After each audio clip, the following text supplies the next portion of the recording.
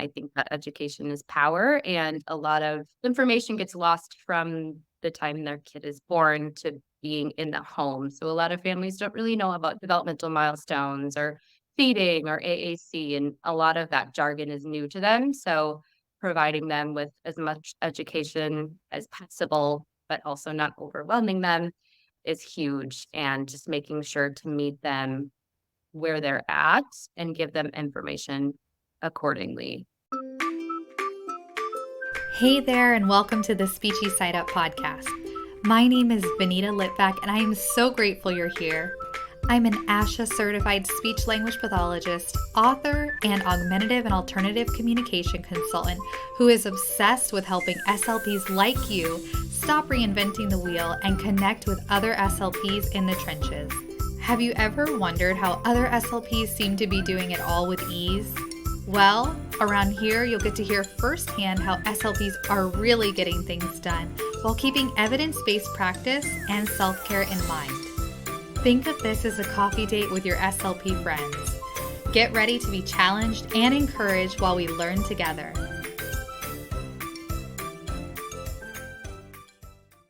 Today, I'm joined by Kellie Willis, an SLP specializing in early intervention, devoted to empowering families and caregivers in nurturing the communication journey of every child.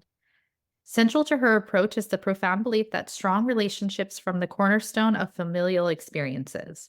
Her primary dedication centers on integrating augmentative and alternative communication, or AAC, from the earliest stages, while fostering a culture of acceptance and celebration of diversity. Through comprehensive education and advocacy efforts, she strives to equip families and fellow providers with the tools and knowledge needed to advocate effectively and collaborate seamlessly in this shared mission. Kellie, thank you so much for coming today. Yeah, absolutely. Thank you for having me. I'm so excited to be here. Do you feel like that covers everything, or is there anything else you want to add before we talk about your approach to AAC in EI? Yes, I think for the most part, that's everything. The only thing that's changed since then is now I'm doing AAC evaluations in EI and I'm supervising grad students. So that's kind of more things that cover what I do in EI. That's awesome. So, can you elaborate on your approach to early intervention and how it aligns with your goal of empowering families and caregivers? Yes. So I wholeheartedly believe that the foundation to, well, mostly anything in life, but in early intervention specifically, is relationships.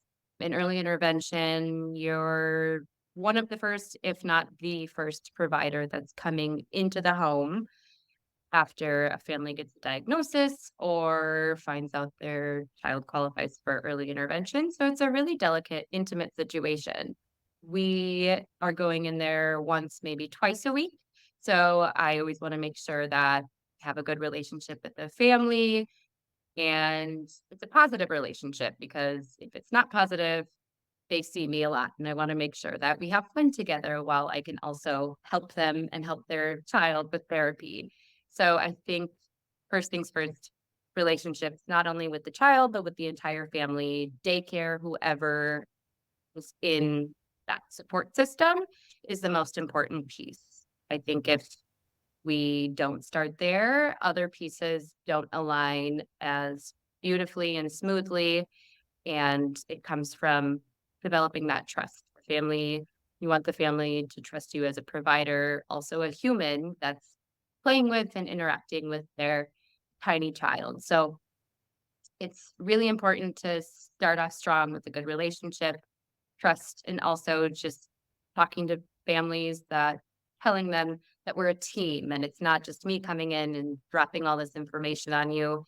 It's parent coaching, which is naturally empowering in itself. So it's really fun to team with the families, have that mutual respect, and carry out therapy in the home. I also think another really big piece of what I do is just providing families with tools and education. I think that education is power, and a lot of information gets lost from the time their kid is born to being in the home. So a lot of families don't really know about developmental milestones or feeding or AAC, and a lot of that jargon is new to them. So providing them with as much education as possible, but also not overwhelming them is huge, and just making sure to meet them where they're at and give them information accordingly.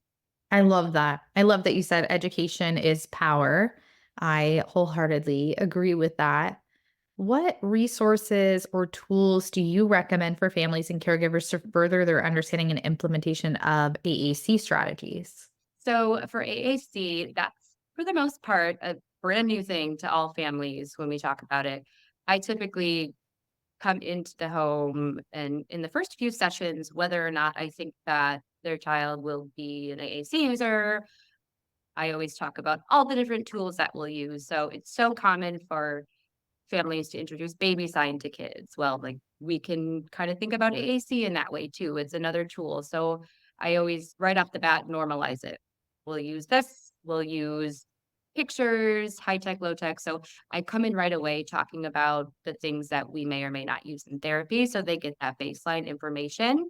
One of my favorite tools to talk about it is using comparisons and metaphors to things that apply to them. So their phone is a communication device. They communicate using so many different apps and things like that with people in their lives. So giving them some metaphors and comparisons to make it feel less big when I tell them about what AAC is. So that's a really good tool. Otherwise, once we start trialing devices, I love using the company's website, specifically the myths of AAC from Toby Dynavox. We talk about the myths a lot because I would say 94% of the time somebody asks one of those questions. So we talk about it and then I always love to point them to that website. And then the reps from the companies, I think I've met with the reps so many different times, and every time I learn something new. So bringing the reps in to talk about the device, and sometimes it's nice for them to hear it from more of an outside source than me, who's constantly talking. And of course, I'm going to talk about it because I'm recommending it, but sometimes it's nice to hear information from an outside source, and they have so many tools and resources. And then, of course, talking to providers, asking questions. Maybe they're more comfortable with one provider than the other one. So, making sure everybody's on the same page so that provider can talk to the other one about what the family asked. And then helping families find support systems. I think we can talk to families and the reps can talk to families, but it's not the same resource as another family who's going through the same or similar situation or uses communication device. So making sure they have a good support system from all different areas. I love that. Making it very like a communal approach. That's awesome. So speaking of like collaboration, how do you collaborate with other professionals such as occupational therapists or educators, as well as other SLPs to ensure a holistic approach to supporting children's communication development? Yeah. So given the nature of early intervention, it can be kind of tricky to collaborate because you're kind of an island. You're driving house to house. You're not just in a clinic where it's so easy to talk to other providers or in a school. So it can be a little hard, especially depending on when you are assigned to the case. Typically, I try to establish collaboration with the other providers right away. Um, and I'm in Chicago, so I know a lot of the providers that I work with. And once you have that, it's a little easier to connect. But in the beginning, I usually try to reach out right away, kind of establish that connection. Or, down the line, if you jump on, I usually try to reach out and ask how long they've been working with that family and give a little background information. I think that sets the stage really nicely for then when I share information on, okay, we're going to start trialing a device and this is what we do. So then you have more trust from the other providers too, especially if they're not as familiar with AAC. And then specifically with physical therapists and occupational therapists, even if they don't know a ton about AAC, I always want to get their input on motor planning and motor skills in general, even if they don't know how that might gear us towards one device or an accessory to the other. It's still good information for me to have. And then they get a say too, because that's their jam. They know motor more than know motor. So always getting input from other providers gets a lot more buy-in to trialing AAC. especially if they don't know much about it. Yeah, no, that makes sense. And that's great. So remind me, what is the setting? Like you're going into clients' homes right now, exclusively in their homes? Yes. Yes. So I'll go to homes, I go to daycares. Sometimes we'll meet a family at the park, but mostly homes and daycares. And I have a few virtual clients, but I not a ton. It used to be a lot more. Yeah, mostly in the home. So forgive me if you said this. How are you like connecting with those other professional in your practice? Yeah, I don't think I hate to say this because it can be like you really have to go out of your way to reach out. So sometimes you'll have to reach out to or ask the family, the other provider's information. But sometimes, families are getting all these services and they're like, well, I thought you were OT. And I thought, Yeah. there's so many different people coming in and they might not know the contact information. So that can be hard sometimes to get it from the families. Otherwise, the service coordinator who manages cases typically has contact information. So I typically will text them or email them and say, hey, let's chat sometime. And then you do it that way. But unless you're coach reading, there's never really a natural way that you'll run into them. So you really have to go out of your way to connect with them and make sure that you ask, are they getting other services? The wait list right now for, I think, all of the providers is insane in Illinois, or at least in the Chicago area. So sometimes they might qualify for physical therapy, but not have a therapist yet. So you really have to make sure to keep checking and making sure, like, are they starting with this person and how can I contact them? So you have to reach out on your own time and communicate with them. Those are great tips, especially for somebody who's in the same situation as you, where they're going into the clients' homes and not working in a multidisciplinary practice. Can you discuss some challenges you've encountered and aspects to consider in promoting AAC and neurodiversity awareness among families and providers? Yes, absolutely. From what I've learned with my experience, like I said, I like to talk about everything in the beginning, not too much of everything, just kind of these are the tools we might use. I find that that's been really helpful later on when we do resurface those conversations. I think I run into a lot of challenges with other providers not knowing a ton about AAC, given that, again, early intervention, you're kind of on an island. And some people have different niches in the field, or they just didn't learn about it in grad school with the different discipline and they have different experiences with it and maybe not keeping up to date with the most current evidence because they do.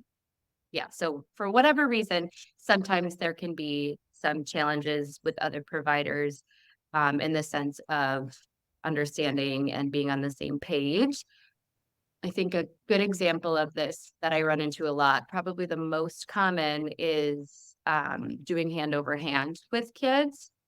I see it so much from so many other providers, and sometimes it'll be the family, like, I'll talk to families about, "Okay, we wanna make sure to not do hand over hand. We wanna establish bodily autonomy, independence, and we don't want them to rely on us to do it." And the family might say, "Oh, well, the developmental therapist does this." And so it can kind of create an awkward space of one provider saying one thing, one saying the other thing, which I think happens to families a lot in therapy, which is really hard because they might have like five other people on their cases and they're hearing so many different things. So when I run into that specific example, I'll typically tell families, oh, we actually learned that it's not best practice to do hand over hand. This is why, this is why. And then I'll send them more information on it. And then I'll typically reach out to that provider in a gentle way and tell them, this is why we don't do it. And I would say with this, like 90% of the time, people want to learn. They're like, oh, I didn't know that. Give me more information.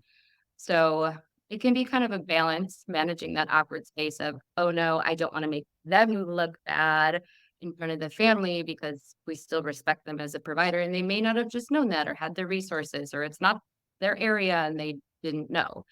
So balancing informing the families and maintaining the respect of the other provider and then communicating that to the provider so that they change how they do it with their caseload, and then educating other people too. So I think that is probably one of the biggest challenges. And with AAC specifically, I still get a lot of too many pictures on the screen. So when it's something like that, I'll kind of back up and give more of a general introduction of AAC. And this is why we would want this many pictures because, again, throwing in those comparisons, we don't communicate just saying blue, go, stop. So we don't want to limit ourselves from what we model to the child. So kind of backing it up and doing a more general thing so you're not really calling people out on not knowing things and just giving them more of an example so that they understand. And again, they can carry that over into their practice. And then, of course, the logistical aspect of funding and timing with early intervention.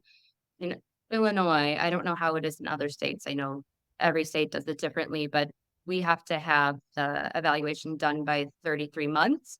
So that can be tricky when I get a referral and the kids too, and then there's a wait list to do trials, and then you want to carry out the full trial before doing the whole evaluation. So it can be tricky navigating the funding through early intervention or having to go to an outside source and the timing of that, which I'm still struggling with now. I think I haven't found a good answer to that yet, but definitely something that you have to keep in mind when you're thinking, oh, maybe this child will be an AAC user, and then we want to make sure to get on it right away versus down the line. So I think that kind of goes into my mission as a early intervention therapist and like sharing information with other SLPs and other providers about AAC isn't scary. Let's put it on the IFSP so we get it in there and we can get all the trials done and we don't end up getting a device.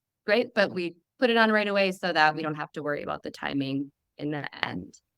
Yeah, I mean, those are definitely common challenges, I would say, in these areas. And I appreciate the examples that you gave.